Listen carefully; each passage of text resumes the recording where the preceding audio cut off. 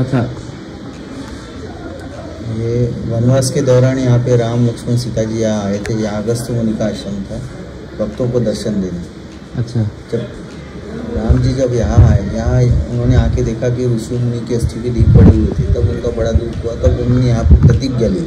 Take यानी प्रतिज्ञा होती है। राम जी ने यहाँ प्रतिज्ञा ली, जितने जो राक्षस वंशी लोगों का सर्वनाश करेंगे, इसलिए रामटेक नाम गिरा हुआ। यहाँ से नासिक दोपंच होती, चित्रकूट से यहाँ से नासिक। अच्छा, अगस्त्य मुनि का आश्रम था भक्तों को दर्शन देना। और मंदिर करीबन 1,500 वर्ष पुराना मंदिर है। फिर रघुजी राजा भोसले, शिवाजी के बाद प्रथम रघुजी राजा भोसले, उनका नागपुर में राज्य आया। उनको पता चला कि यहाँ पे राम जी आके गए, तब उन्होंने भी यहाँ पे आने के बाद दोनों मंदिर में पाद्य पूजा चलती थी। फिर उन्होंने भी संकल्प छोड़ा, यानी संकल्प सिद्धि का स्थान होता है। उन्होंने भी संकल्प छोड़ा, यदि मेरे को बंगाल की सवारी में देवगढ़ की इसमें जो भी यश प्राप्त हो जाएंगे, जो भी लूट प्राप्त हो जाएंगी, वो यही रखूँगा और यहाँ पे राम लक्ष्मण सीता जी की मूर्ति की प्राण प्रतिष्ठा करूँगा। अपेक्षित ज़्यादा उनको जीत प्राप्त हो गई और जयपुर से उन्होंने मूर्तियाँ मंगवाई राम लक्ष्मण सीता जी की। वो मूर्तियाँ यहाँ आ चुकी थी। 8 दिन पहले ऐसा दृष्टांत हो गया। अभी आपने जो दर्शन लिए हुए, आगे में लक्ष्मण जी है, पीछे राम सीता जी। इन मूर्तियों ने उनको दृष्टांत दिया, हे राजन, आपने जो मूर्तियाँ लाई उनकी स्थापना मत कीजिए। यहाँ सूर नदी करके रामटेक के बाजू में, वहाँ पे हम हैं, उनको निकाल के हमारी प्राण प्रतिष्ठा करो। सत्य असत्य देखने के लिए फिर उन्होंने अपना मंत्रिमंडल बुलवाया और कुछ आदमी भेजे। पानी के ऊपर में ये मूर्तियाँ आ चुकी थी और इनको विधिपूर्वक ला के इनकी प्राण प्रतिष्ठा की। और जो जयपुर से लाई हुई शापित कला की खुद राजन ने भी दर्शन के लिए बंद कमरे में रखी हुई। ओके, बहुत अच्छा आपको। और मंदिर तो करीबन 1,500-2 हज़ार वर्ष पुराना बताया गया है। हाँ हाँ, बहुत धन्यवाद आपको। जय श्री राम।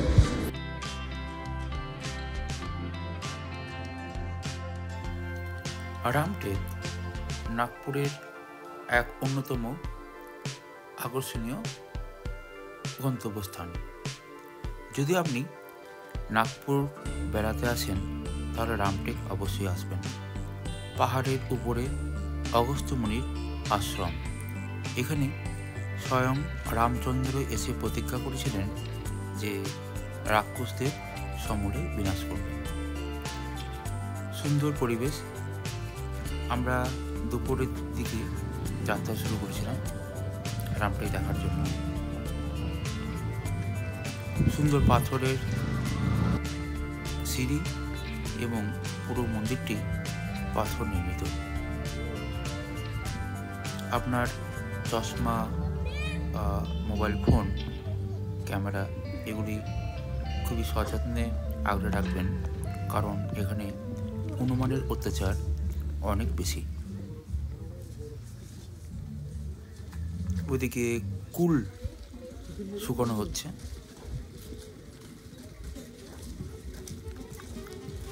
যাত্রীদের সুযোগ সুবিধার সমস্ত রকম বন্দোবস্ত আছে। তো থাকার জায়গা আছে বলে আমার মনে হলো না, কারণ কাছেই নাগপুর।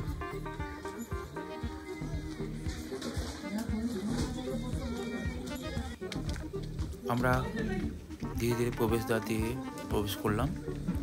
আর এরকম প্রবেশদ্বারে পাহারা দিচ্ছে তেনারা। খুবই সুন্দর প্রবেশদ্বারটি, কিন্তু এদের পায়খানা পেচ্ছাপের জন্য পুরো জায়গাটা নোংরা হয়ে আছে। এখন আমরা দেখতে পাচ্ছি বরাহ দেবকে। তো এই বরাহ দেবের নিচে দেখছেন একটা ছোট্ট গর্ত আছে।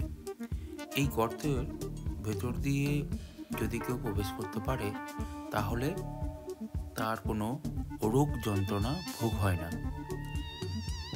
অবশ্যই বুঝতে পারছেন যে জায়গাটা কতটা ছোট, এবং এই ছোট দিয়ে যারা প্রবেশ করবে তাদের রোগ কোনোদিন প্রবেশ করবে না।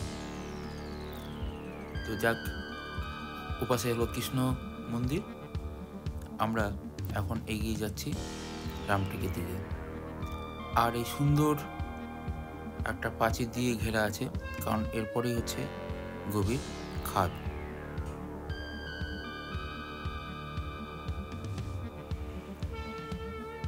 চারিপাশে দৃশ্যটা আমি এখন আপনাদেরকে দেখাচ্ছি।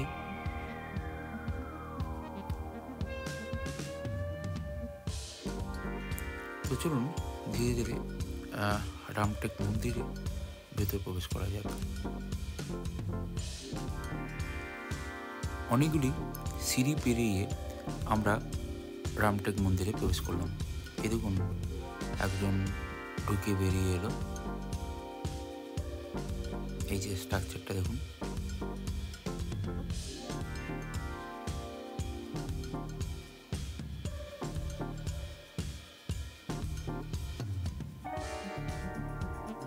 সত্যি এটা খুবই চ্যালেঞ্জিং জব।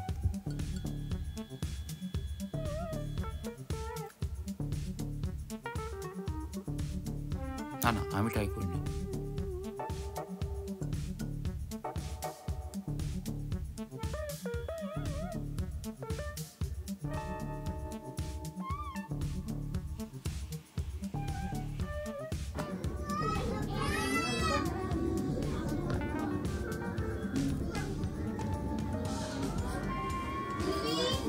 রামটেক থেকে নাগপুরের সুন্দর দৃশ্য, কাছে হলো রামপুর শহর আর নাগপুর। চারিদিকে সুন্দর জলধারা বয়ে যাচ্ছে।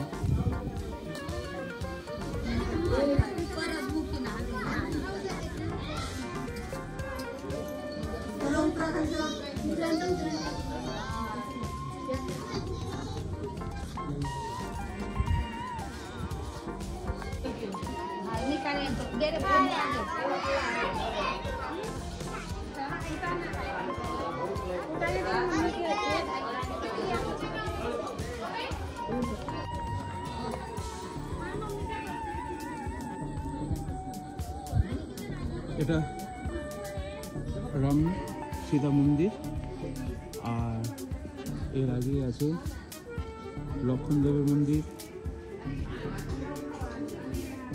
খুব সুন্দর জায়গা, তবে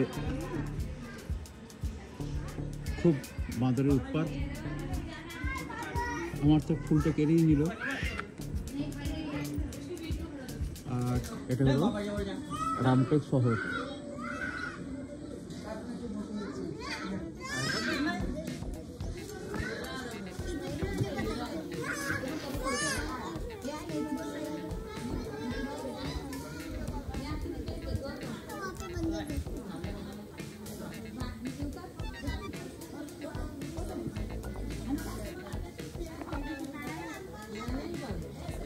রামটেকের আশেপাশে অনেক দেখার জায়গা আছে, যেগুলি আমি পরবর্তী ভিডিওতে আপনাদেরকে দেখাবো।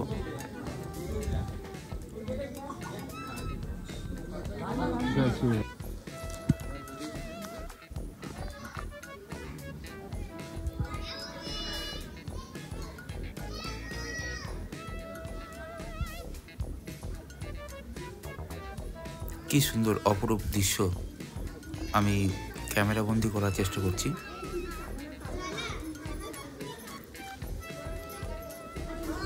বহু পুরাতন হওয়ার জন্য পাথরের যে মসৃণ ভাব সেটি আরও ফুটে উঠেছে, এবং একটি প্রাচীন মন্দিরের যে শোভা সৌন্দর্য আপনারা অনুভব করতে পারছেন।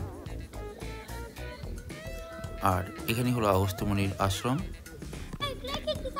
আর এই পুষ্করণীটি পাহাড়ের একদম ওপরে, রামটেকের পাশেই।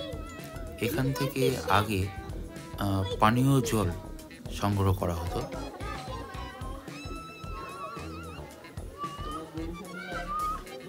দেখতে পাচ্ছেন চারিদিকে